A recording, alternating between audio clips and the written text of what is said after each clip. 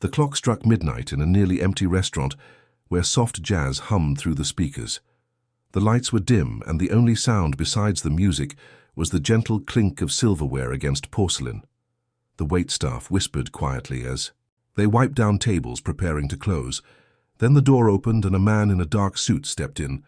He looked like someone who carried the world in his shoulders, his hair slightly grey, his eyes tired yet sharp. He walked in without speaking and took a corner seat near the window. The maitre d' greeted him politely. "Good evening, sir. Are you sure we're still open?" The man nodded softly. "I just need a quiet meal, something simple, please." The waitress assigned to him was Claire, 28, years old, graceful but weary. She had been working double shifts for months, saving every cent for her father's medical bills. She approached his table with her usual warm smile. "What can I get for you tonight, sir?" He looked up and said softly, "I'll have whatever you recommend." She hesitated, then said, "The roast chicken is good tonight, sir." He nodded. "That will do." As she walked away, she noticed how lonely he looked. People often came alone at odd hours, but there was something different about him, something heavy in the air around him. He stared at his glass of water without drinking it. When she brought the food, he thanked her quietly and began to eat slowly, deliberately, like someone lost in thought. When she returned to check on him, she noticed he hadn't touched much of the food. She asked carefully, "Not to your liking, sir?" He shook his head. "It's perfect. I just have trouble tasting things these days." She smiled gently. "That happens when people carry too much on their minds." He looked at her then, surprised, and said quietly, "You're right, I've carried more than I should," as she refilled his glass. He said, "Tell me, do you enjoy this work?" She shrugged. "I enjoy helping people feel seen. Sometimes that's enough." He nodded quietly, then said, "I suppose that's something I forgot to do a long time ago."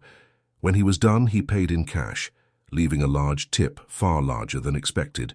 But when Claire picked up the receipt, she noticed something strange. His signature read Michael Trent. The name sounded familiar. She didn't think much of it until she overheard the bartender whispering later, "Isn't that the guy from the papers, the one who vanished after the scandal?" She froze, remembering the face behind the tired eyes, the millionaire who had once owned one of the biggest companies in the city, accused of corruption and disappearing overnight. She looked down at the signed bill, and for reasons she couldn't explain, she felt compassion, not judgment. She took a napkin and quietly wrote a few words before slipping it under his glass. When he reached for his coat, she said softly, "Have a good night, sir." He nodded and walked out into the empty street. The next morning, when she came in early, the manager called her to, "At the front, Claire, there's someone waiting for you." A man in a dark car stepped out carrying an envelope. He said, "This is from Mr. Trent." She opened it with shaking hands. Inside was a handwritten note. "You're the first person in years who didn't look at me like a ghost. Your words reminded me that not everything I built was ruined. You told me people just need to be seen. Thank you for seeing me. I have decided to make things right, starting with helping someone who deserves it more than I ever did." Enclosed, "You'll find what should have been used for good all along. Use it for your father." Inside the envelope was a check large enough to cover every hospital bill and more. Her eyes filled with tears as she whispered, "He remembered that." Night she returned to work, staring at the empty corner where he had sat. She smiled softly and whispered into the air, "Maybe you found your peace, sir, because you helped me find mine." The following nights at the restaurant felt different, the same. Soft jazz still played, the same chairs were lined neatly against the walls, and the same smell of roasted herbs filled the air. But for Claire, everything had changed. The memory of that quiet man at midnight lingered in her mind, like the faint echo of a song that refused to fade.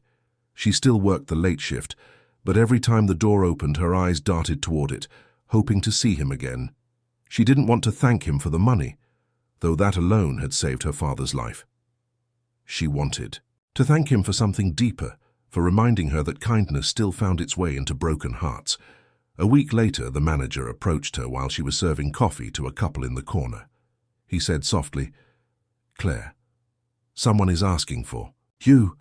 She turned and saw a young man in a crisp black suit waiting by the door. He looked too refined to be a regular diner. She walked over and asked politely, "How can I help you, sir?" He smiled gently. "Miss Claire, my name is Thomas. I work for Mr. Trent. He asked me to deliver a message." Her pulse quickened. "Is he all right?" Thomas nodded. "He's doing better than he has in years, but he wanted you to know he's leaving the country for a while. He said you gave him a reason to face his past, so now he's going to do exactly that. He asked me to give you this envelope." She opened it and found a short handwritten letter and a folded photograph. The letter read, "Claire, I spent years running from my own mistakes, thinking that disappearing would erase the pain I caused. But that night your words reminded me that no one heals by hiding. You said people just need to be seen, and I realized that includes me too. The photograph you're holding is from before the scandal. My family and I owned this restaurant. It was my father's pride and joy before I lost it to greed. I used to sit in that same corner when I was a child, watching him serve customers with joy. I came back to see what remained of it, and found something far better." Claire's breath caught in her throat. She looked down at the picture. A young boy no older than 10 sat beside a smiling man behind the counter. The restaurant looked almost the same, except for the warmth that radiated from it. She whispered to herself, "He grew up." Here the letter continued. "I've decided to rebuild this place to restore it to what it once meant for people, but I can't do it alone. You understand service better than anyone I've ever met. If you're willing, I want you to manage it with me when I return. Consider this not as a gift but as a partnership." Her hands trembled slightly as she finished reading. The manager peeked over her shoulder, smiling softly. "Claire, I think your life just changed." She laughed through tears. "I think it already." Weeks passed, and true to his word, the renovations began. Crews arrived every morning repainting the walls, fixing the floors, replacing the old sign with one that read, "Trent's Haven." On opening night, the restaurant glowed under the golden lights. The guests arrived in suits and dresses, but among them Michael Trent stood quietly, in a simple grey jacket, watching everything from the corner. He walked over to her and said softly, "You did it, Claire." She shook her head. "No, sir, we did it." He smiled. "Gently, no, you brought it back to life. I only brought the pieces." As the night went on, laughter filled the air, and for the first time in years he didn't look like a man carrying guilt. He looked like a man rediscovering hope. At closing time he stood by the same window seat where he had eaten alone that night. He said quietly, "Do you know why I came here that first night?" Claire shook her head. "I came to see if there was still a trace of goodness left in the world after everything I'd done. And there you were, a stranger who saw a ruined man and treated him like he mattered." She smiled softly. "Maybe you just needed someone to remind you you still did." He nodded. "That was the night my life began again." Outside, the lights of the restaurant shimmered on the wet pavement, and for the first time in a long while Michael Trent didn't feel like a man haunted by his past. He felt like a man forgiven by kindness. Months passed, and Trent's Haven became more than a restaurant. It became a symbol of redemption. The people who walked through those doors didn't just come for food, they came for the feeling of peace that hung in the air, the quiet reassurance that life could be rebuilt. No matter how shattered it once was, Claire worked harder than ever. But this time her exhaustion came with joy. Her father had recovered fully and often visited the restaurant, sitting by the same window where she once watched the rain, waiting for the end of her shift. He would smile every time and say, "You found your place, sweetheart." And she always replied softly, "No. I think it found me." Michael visited every evening, never making a show of his wealth, never sitting in the center of attention. He would walk in, greet every staff member by name, and quietly take a seat near the kitchen to watch Claire lead. The employees admired her not because she was the boss's choice, but because she carried kindness like armor. She never let the growing fame of the restaurant change her. She served each customer with the same warmth she had shown that first night, one afternoon after closing. Michael found her sitting alone, writing in her small notebook. She looked up startled when he entered. "I didn't hear you come in." He smiled quietly. "I didn't mean to interrupt. What are you writing?" She hesitated, then said, Just notes about the people we meet here. Every face, every story matters. He nodded, sitting beside. May I read it someday? She smiled. Maybe someday. He studied her for a moment before saying, You know, I never told you what made me come back. He leaned back, eyes distant. I spent years hiding from the world. After the scandal, I blamed everyone but myself. But that night I walked into this place and you didn't see the headlines. You saw a man who had forgotten how to live. That broke something inside me and rebuilt something better. She said softly, Maybe you were never broken. Just buried. Under guilt, he smiled. Maybe you're right. In the months that followed, the restaurant grew even more famous. News outlets called it a miracle story, the fall and rise of a millionaire who found redemption through a waitress. But Michael refused interviews, saying the real story belongs to her, not me. One night during a private dinner event for charity, Michael stood before a room full of donors holding a glass of wine. He said quietly, Before I thank you all, I want to introduce the reason this place exists again, Miss Claire. Without her, I'd still be lost. She taught me that forgiveness isn't something you earn, it's something you choose. She saw light where I only saw ruin.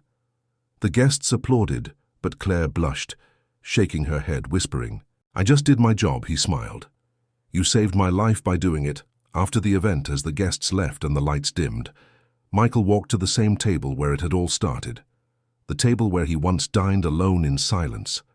He placed a folded napkin on it and said softly, I think we can retire this seat now. She frowned. What do you mean? He smiled. Because it's no longer a place for loneliness, it's where everything began. She looked at him and said quietly, You built this place back from ashes. He shook his head. No, Claire. We built it from kindness. From that night, the restaurant became known for something far greater than its menu.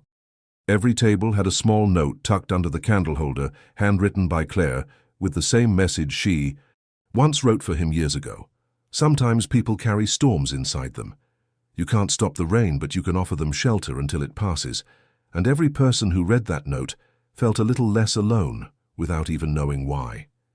Years rolled forward. Trent's haven stood as a reminder that second chances could bloom from the quietest moments. The restaurant became the heart of the city, where strangers became friends, and those who carried the weight of regret found peace in its warmth. Tourists came from far away just to sit by the table where the story began. But to Claire and Michael, it wasn't a monument. It was simply home.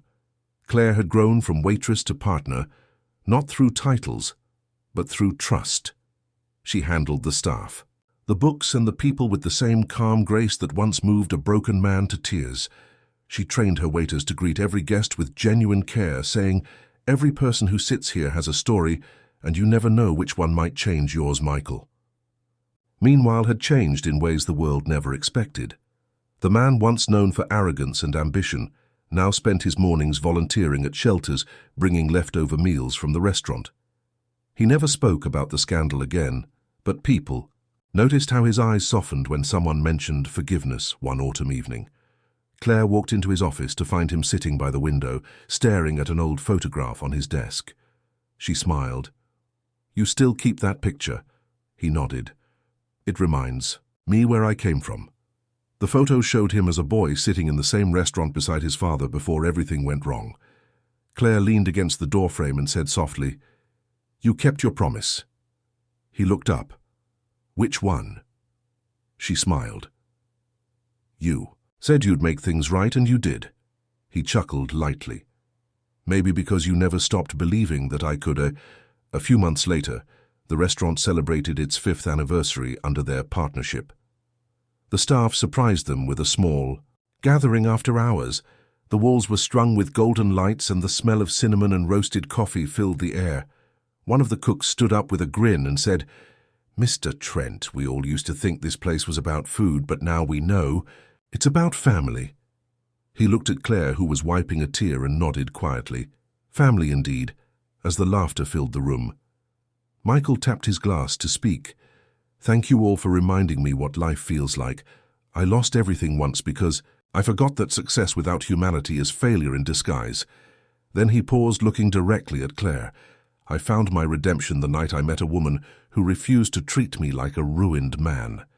She gave me honesty when I deserved judgment and compassion, when I expected nothing. She saved me without meaning to, and I will never stop being grateful for it." The staff applauded, but Claire could only shake her head, smiling softly, saying, "You saved yourself. I just reminded you that you could." Years passed, and time slowed, but their bond never did. They weren't lovers, they were something rarer. Two souls who found purpose in each other's light. When Michael's health began to fail, Claire visited him every evening, reading aloud from her old notebook, filled with stories of people who had come through their doors. She ended every story the same way, saying, "You see, they just needed to be seen." On his last day, he called her close and whispered, "Remember the night you wrote that note I didn't find? Forgiveness, that night I found you, and through you I found myself." She held his hand, tears rolling silently down her cheeks, and said, "Then rest now. You've done enough good for a lifetime." He smiled one final time. "You keep the light burning for me, all right." After his passing, Claire kept the restaurant alive. She refused to sell it no matter how many offers came. She renamed one corner, the midnight table, keeping his favorite seat untouched with a single candle always lit beside it. And every night before closing, she would walk past that table, straighten the candle, and whisper the same words she wrote for him long ago. Sometimes people carry storms inside them. You can't stop the rain, but you can offer them shelter until it passes. Generations. Later, the story of Trent's Haven was still told not as a tale of wealth or loss, but as proof that even the smallest act of grace can turn a ruined past into a living legacy. If this story made you smile, share it with someone who needs a reminder that accidents can turn into beautiful beginnings.